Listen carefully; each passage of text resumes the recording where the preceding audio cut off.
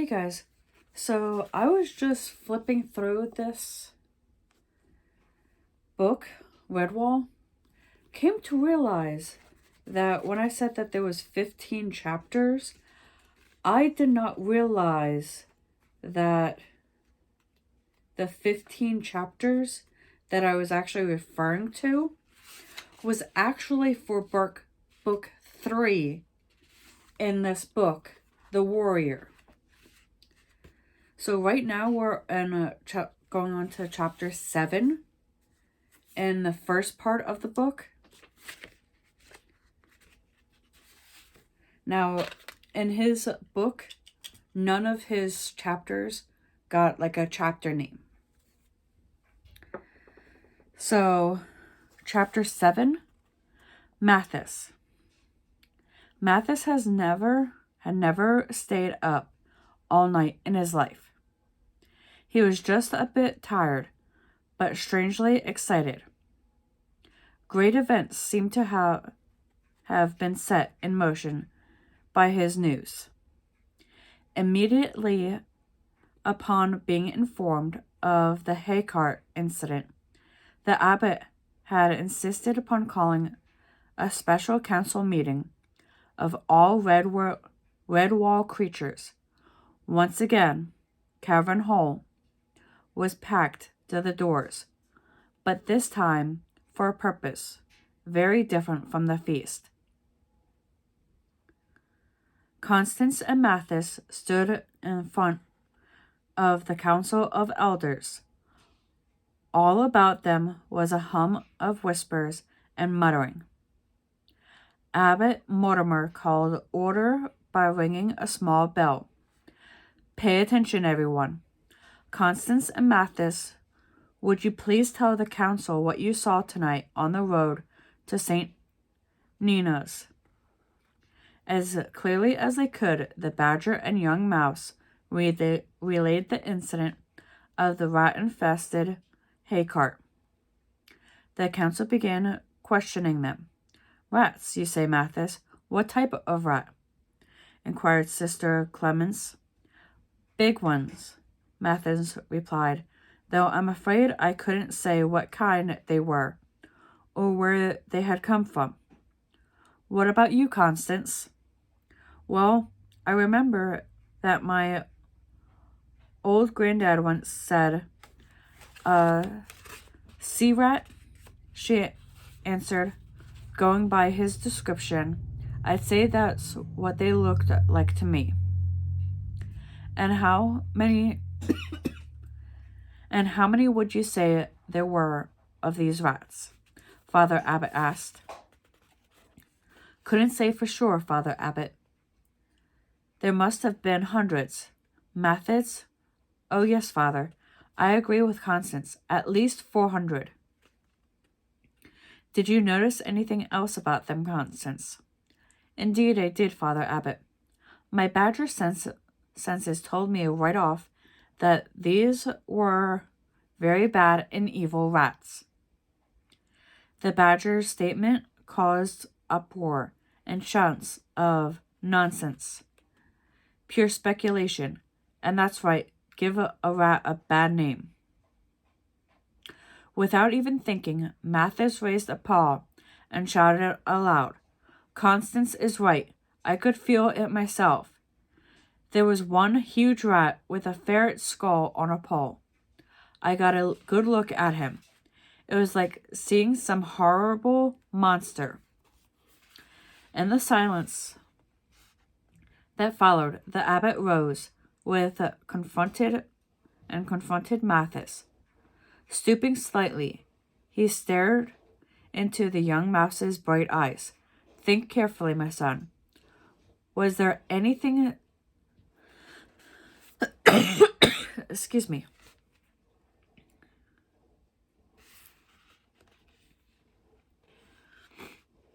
Think carefully, my son. Was there anything special you noticed about this rat?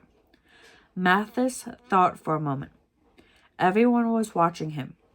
He was much bigger than the others, Father. What else? Think, Mathis. I remember. He only had one eye. Right or left? Left, I think. Yes, it was the left, Father. Now, can you recall anything about his tail? I certainly can, Mathis squeaked. It must have been the loudest tail of any rat alive. He held it in his claw as if it were a whip.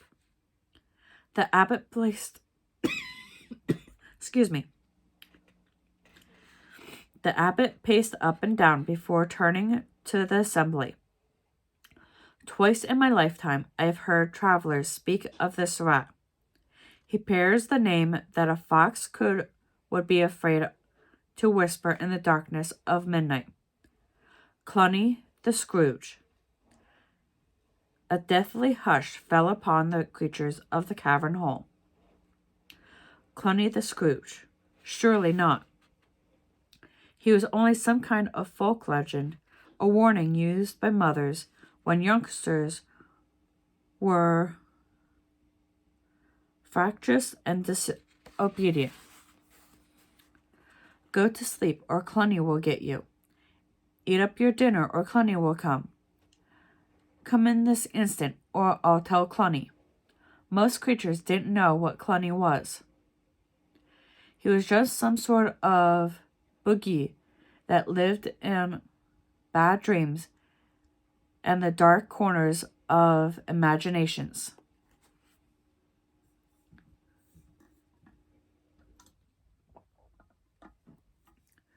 The silence was broken by scornful snots and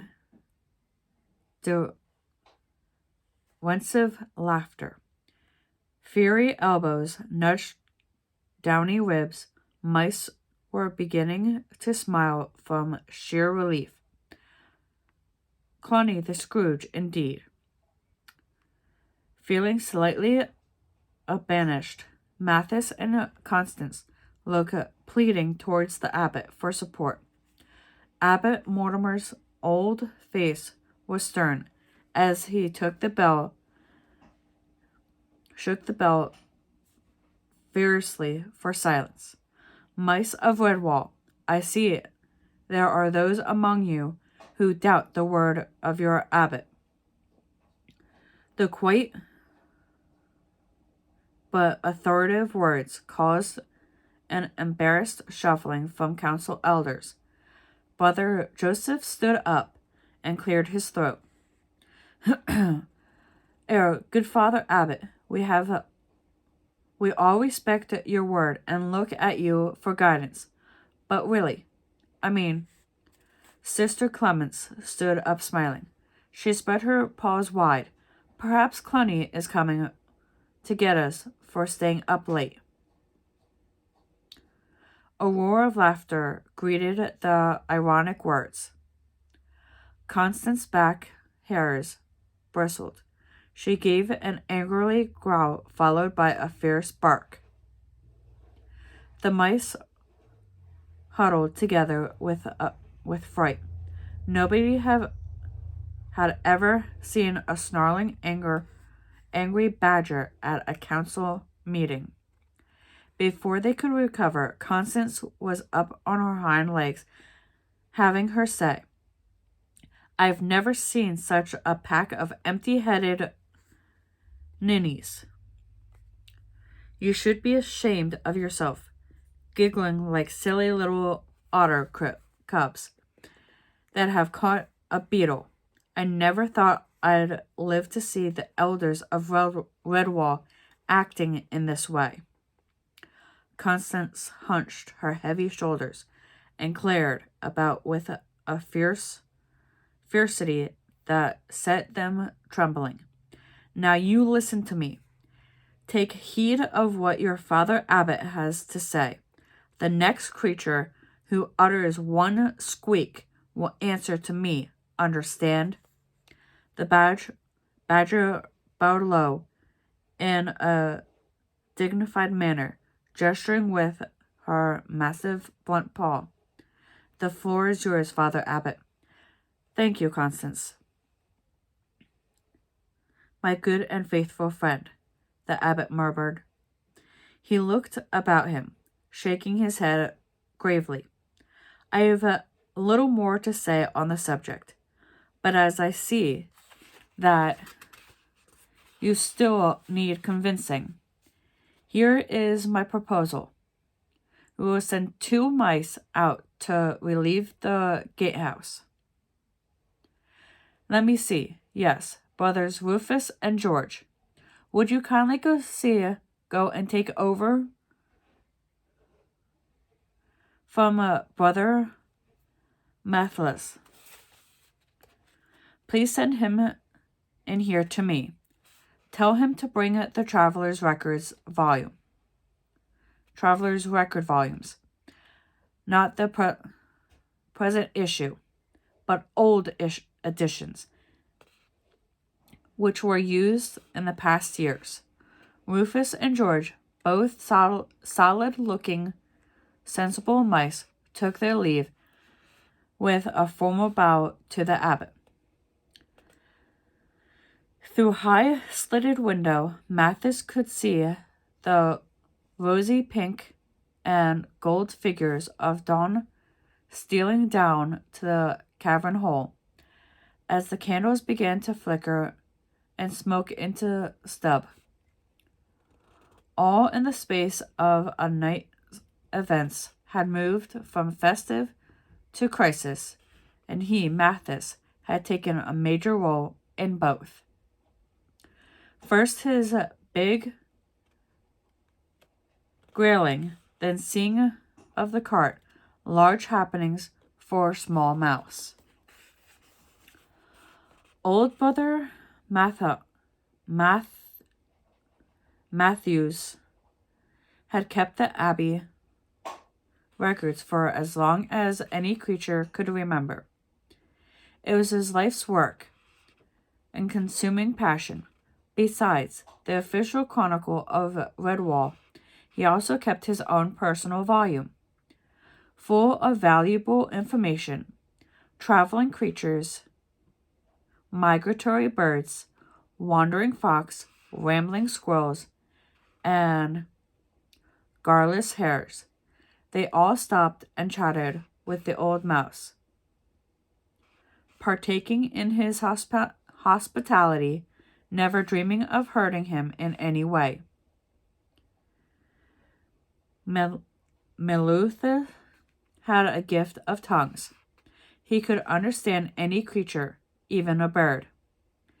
He was an extraordinary mouse who lived with the company of his volumes and the solitude of the great house.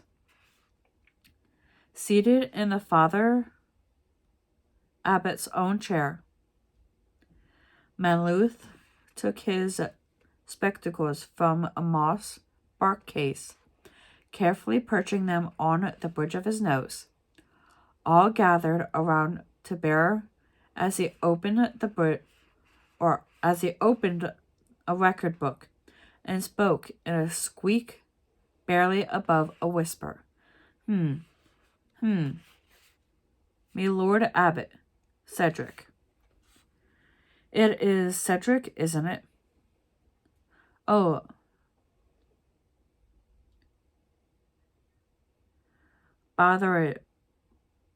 botheration. You'll be the new abbot. Mortimer, the one who came after Cedric. Oh, dear me, I see so many of them come and go, you know. Me Lord Abbot Mortimer. And members of Redwall.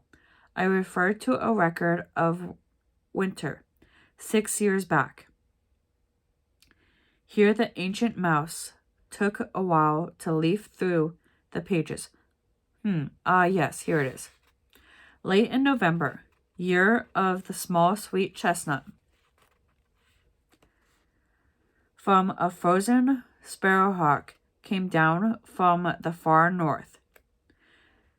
Particular chap spoke with a strange accent. I repaired his right wing Pinfeather. News of mine disaster caused by a large savage sea rat with an extraordinary tail. It seems that this rat, Cluny they called him, wanted to settle his army in the mine. The badgers and other creatures who owned the mine drove them out. Cluny returned by night, and with his band of rats gnawed away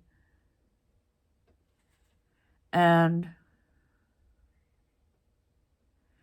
undermined much of the wooden shortening. This caused the mine to collapse the next day, killing the owners. Brother Matthews closed the volume, and looked over his glasses at the assembly. I have no need to read further. I can recite other misdeeds from memory. As the hordes of Pliny the Scrooge have moved southward over the past 6 years, I have gathered intelligence of other incidents. A farmhouse set alight later the same year, piglets and an entire litter of them eaten alive by rats. Sickness and disease spread through livestock herd by Cluny's army. There was even a report brought to me 2 years ago by a town dog. An army of rats stampled a herd of cows through a village, causing chaos and much destruction. Methal halted and blinked over his spectacles. And you dare doubt the word of our abbot that Cluny the Scrooge exists? What idiotic mice you are, to be sure.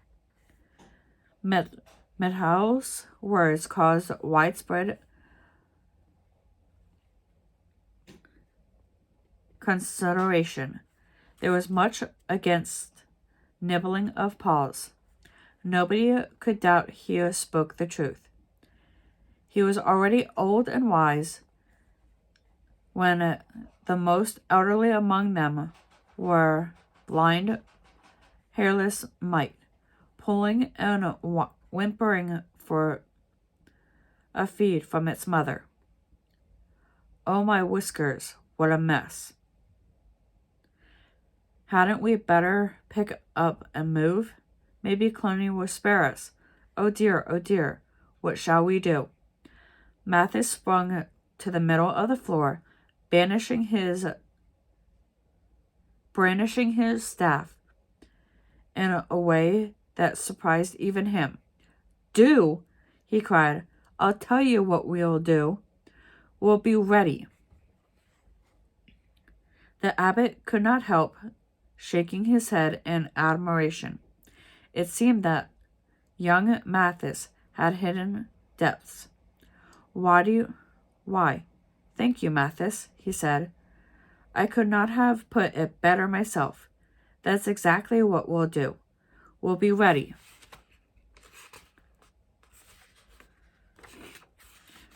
Chapter 8. Cluny the Scrooge was having nightmares. Ironically,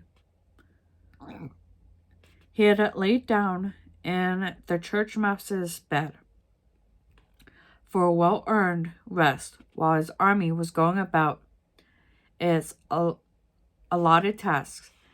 He should never have tried to sleep on an empty stomach, but weariness overcame his hunger.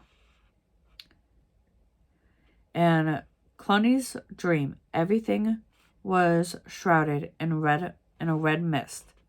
The cries of his victims rang out as barns blazed and ships foundered on a stormy Red Sea. Cattle bellowed in pain as he battled with the power that had taken his eye. The warlord thrashed about killing conquesting and laying waste to all in his dream. Then the phantom figure appeared. At first it seemed a small thing, a mouse in fact, dressed in a long hooded robe. Cloney did not relish meeting with it. He could not tell why, but the mouse kept getting closer to him. For the first time in his life, he turned and ran. Cloney went like a bat out of hell. Glancing back, he saw all the carnage, death, and misery he had caused in his career. The big rat laughed instantly and ran faster, on and on. Excuse me. Past scenes of desolation and destruction, wrecked by him. Cloney the Scrooge. Floating through the red mist, he could see the strange mouse hard on his heels. Cloney felt himself filling with hatred for his pursuer.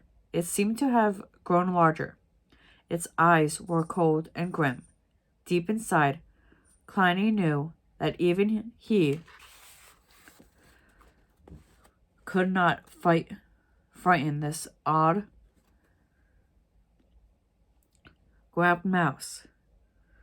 Now for its wielding a large bright sword, an ancient weapon excuse me, of terrible beauty. The battle sacred blade had a word written upon it that he could not make out.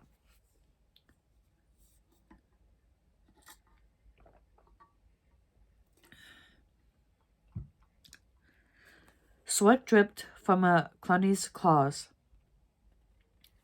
like stinging acid. He stumbled. The strange figure was closer. It had grown into a giant.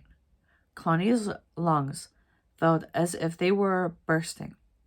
He realized that he had slowed up and the mouse was getting closer. He tried to put on an extra burst of speed, but his legs would not obey. They ran more and more slowly, more and more heavily. Cloney cursed aloud at his leaden limbs. He saw he was trapped in a deep, icy mud. For the first time, he knew the meaning of mindless fear and panic.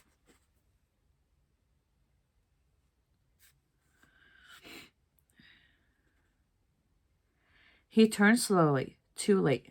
The enemy was upon him. He was rooted helpless in the spot. The avenging mouse swung the sword up high.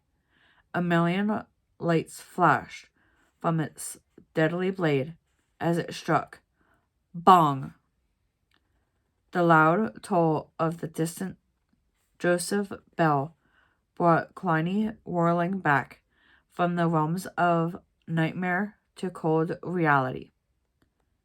He shivered, wiping the sweat from his fur with a shaky claw. Saved by the bell. He was puzzled. What did the fearful dream mean? Cloney had never been one to put his faith in omens, but this dream, it had been so lifelike, so vivid, that he shuddered. A timid paw tapped on the door, snapping Cloney from his ravine with a start. It was Rager and Manfur, his scavengers. They slunk into the room, each trying to hide behind the other, knowing that the poor results of their search were likely to incur the chief's wrath. Their assumptions were correct. Cloney's baleful eye watched them as his long, flexible tail sorted through the paltry offering, which had dropped from their claws. A few dead beetles, 2 large earthworms, some unidentifiable vegetation, and the pitiful carcass of a long dead sparrow. Cluny smiled at Rager and Mangford. With a sigh of relief, they grinned back at him. The chief was in a good mood. A lightning speed of the big rat's claws shot out and grumbled them both cruelly by the ears. They spun. The stupid Hendricks yelled piteously as they were lifted bodily from the floor and swung to and fro. In a fit of rage, Cluny banished their heads together, half senseless. Excuse me. They were hurled towards the doorway, with his angry words ringing in their skulls. Beetles, worms, rotten sparrows. Get me meat. Tender, young, red meat. Next time you bring me rubbish like this, I'll spit the pair of you and have you roasted in your own juices. Is that clear? Mingford pointed to an accusing claw at his companion. Please, Chief. It was Roger's fault. If we'd gone across the fields instead of up the road. Don't believe that big fat liar. Chief, it was him who suggested going up the road, not me. Get out. The scavengers dashed off, bumping clumsily into each other with panic as they tried to get through the door together. Cluny slumped back on his bed and snorted impatiently. Fogblood and Scumnose were next to report. They bore news that cheered Cluny up somewhat. They obtained over 100 new recruits, mainly rats, but with a good scattering of ferrets and weasels, and the odd stout. There had been some who needed convincing. These had been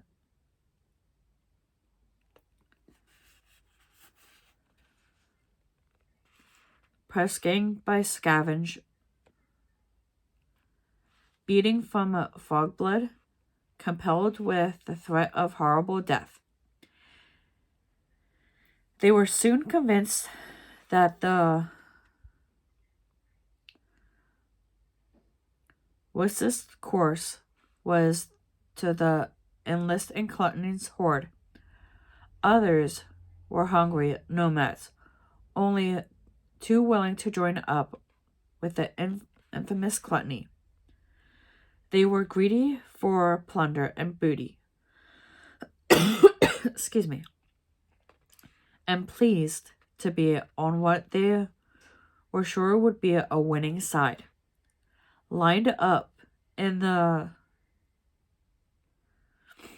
churchyard, the recruits were supplied with weaponry by Redtooth and Darkclaw. Impassionately, they stood in ranks awaiting the warlord's inspection. Cluny nodded in his approval. Scurvy rats, hungry ferrets, sly weasel, bad sloths. Exactly what he needed. Read 'em the articles, Redtooth, he snapped. Redtooth swaggered back and forth on the churchyard paving as he recited the formula from memory. Right eye, Right. Eyes front. You're in the service of Gluttony the Scrooge. Now me, Buckeyes. Desert and you'll be killed. Retreat and you're under sentence of death. Disobey and you'll die. I am Redtooth Cluny's #1 rat. You will obey the word of your captains. They take orders from me. I take orders from Gluttony. Remember that. Now, if any one, two, or a group, or even all of you together want to try and beat Gluttony and lead the horde, this is your chance. Without warning, Gluttony charged headlong into the new recruits, lashing out wildly. With his scorching tail, he bowled them left, right, and center with his massive strength, baring his teeth and slitting his eye.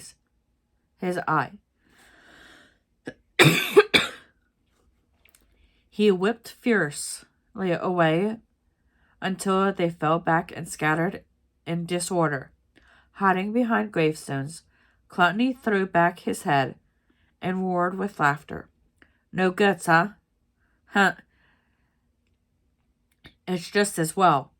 I don't want dead uns on my claws before I find a proper battle for you to fight. And make no mistake, when the right time comes, I'll see you fight, aye, and die too. Now raise your weapons, and let's see you know who your master is.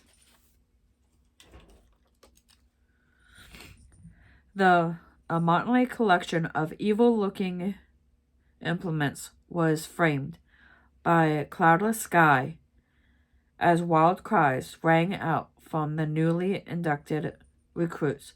Cluny, Cluny, Cluny the Scrooge. And with that, we're going to stop before we head into chapter 9, because these chapters are getting a little bit longer. Until next time.